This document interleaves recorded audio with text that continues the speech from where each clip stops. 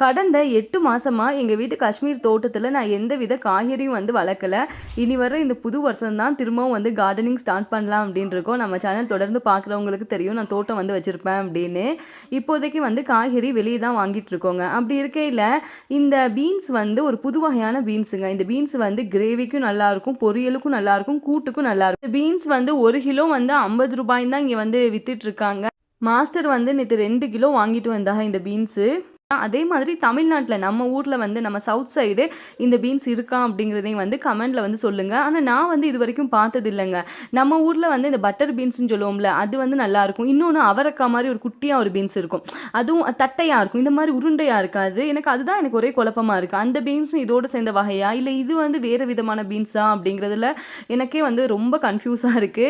தெரிஞ்சு அப்படின்னா கமெண்ட்ல மறக்காம சொல்லுங்க. உங்களில் யாருக்கெல்லாம் பீன்ஸ் பிடிக்கும் அப்படிங்கிறதையும் கமெண்ட்டில் சொல்லுங்கள். தேங்க்ஸ் ஃபார் வாட்சிங்.